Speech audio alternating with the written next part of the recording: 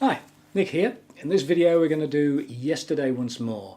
It's quite an interesting one, this, because it's a proper piano song, so to do this on the guitar it's kind of tricky.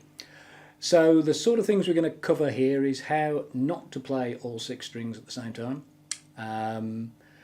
Also to interpret some of the chord nomenclature that you see, especially the slashes, where you see things with a C/D, for example. On the chord charts that are going to appear at the bottom of the screen here, if there's an X on any of the strings, then we don't play them. If they're yellow rather than red, then that's the bass string that we're going to pick. Throughout the video we'll have chord charts down the bottom here. Up over the top we'll have tab.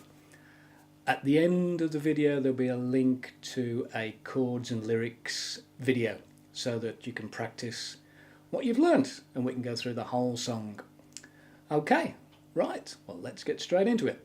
Right, first chord we're going to play is G. It's going to have a moving bass line throughout this song, so we're going to start with G played in an F shape, I would say. And we're going to be plucking the bottom E string to start off with, because we're going to get this moving bass. So for when I was young, so it goes. I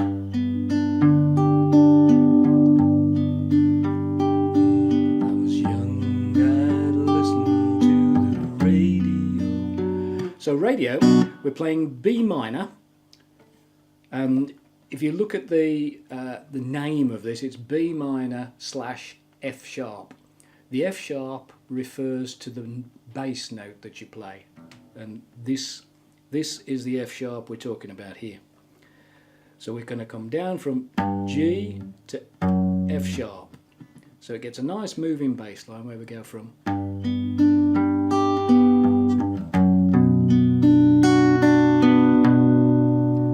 We take the bass line further down. We're going to go now from F sharp to E minor to.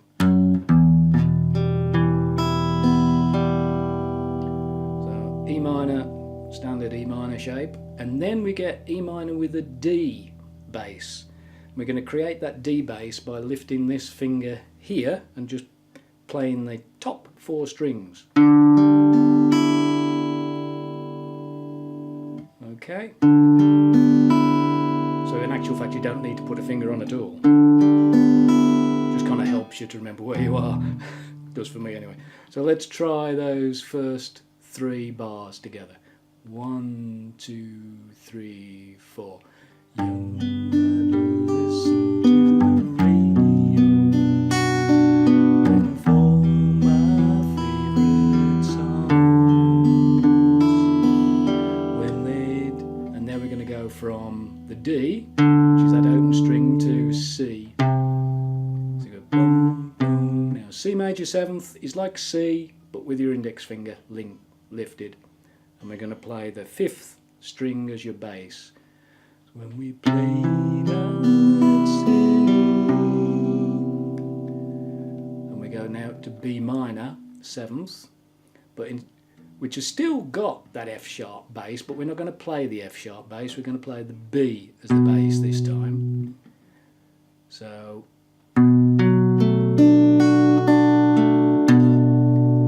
then we go from that B bass to the A, which is the A string. So shall we put those few bars together? So as we're moving along the bass, you pick each, you finish the bar before, as it were, on the note that you were picking, and then you do a.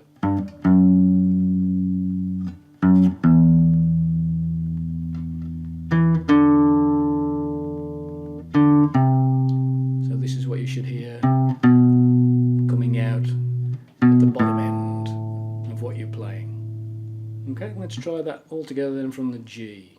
1, 2, 3. When I was young, I listened to the radio, looking for my favorite songs. When I played, they'd sing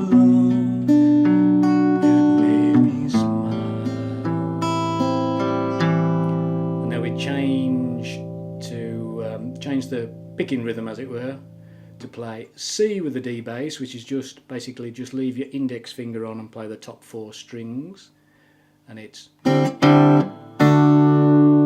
we're going from C with the D bass to D, and then we start back in a similar fashion to how we started, back up to G. So it's such happy times not so long ago, how I wondered how they'd. So instead of having a bar on each of those, we've got half a bar, so we're starting to just pluck now. So E minor, how I wondered how they'd. So that's just the top 4 for the E minor with the D bass. Where they'd gone. Then we got a nice little awkward bit here. So we got C major 7th for 2 beats, gone, and then we're going to go. Now F sharp minor with a diminished 5th is, we're going to play, if we know how to play F sharp minor 7th, standard way, pop your middle finger down onto the 3rd fret on the 5th string and play the 7th up here on the 5th fret, which is a lovely jazzy chord. And we're going to play that for a whole note and then go to B 7th, and that's the easiest place to play a B 7th there, which is like an A 7th but moved up a whole 2 frets. Okay, let's just do it from the happy times. Those were such happy times not so long ago, how I wondered how they're gone. But they're back again, just like a lost friend. All the songs I love so well.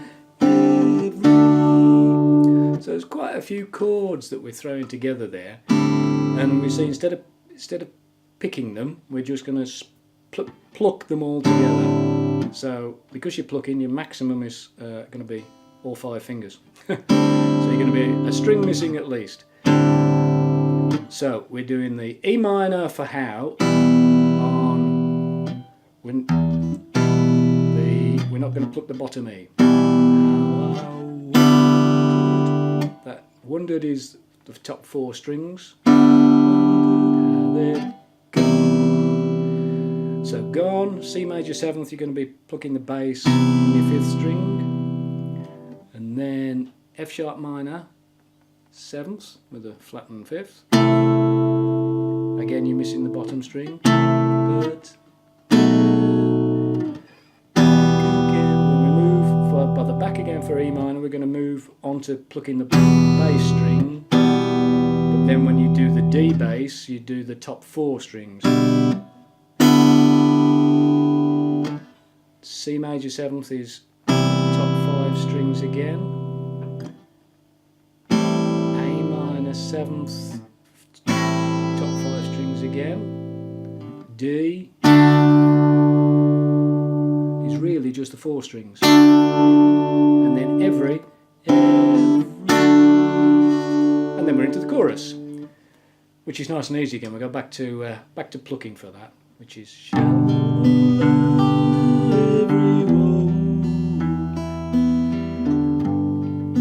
regular G and E minor 7th. Every shingling that they're starting to sing. A minor 7th. D, and we're going to do the same as we did for every. So it's when they get, we're plucking again now. Get to the start where is now nice. We've got D sharp augmented. That's an interesting fella. So that's the 4 middle strings that you pick there. Breaking a heart, it can really. Top 4 strings for really with a D bass. Really make cry. That's a lovely one. F sharp minor 7th with a diminished 5th. 4 strings in the middle of the guitar, missing the 2 end strings. So Barry on the 4th, ring finger on the 5th fret 2nd string, middle finger, sorry, on your 4th string, 5th fret, and I typically go. Just makes it ring nicely, just like before. So G with the D bass, and then C with the D bass. It's yesterday once more. Now G major 7th.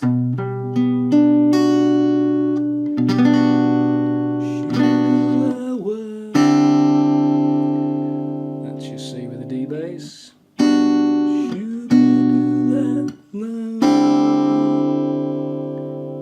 And that is about all the elements of it. The intro is very straightforward. You just play G. It's just till you or your singer is ready to start singing, really. There's a verse followed by a chorus, followed by a verse, followed by a chorus, and the outro is really just repeating the shooby-doo lang lang bits a few times, and you resolve out onto a G right at the very end. So the best way for you to now follow the whole song is to take the link to the chords and lyrics video that's coming up in a minute. Hope you got that. Don't forget there's a couple of links coming up now. There's one to a chords and lyrics video that you can sing and play along with what you've just learnt. There's another link to further tutorials in the series, and don't forget to subscribe. Until next time.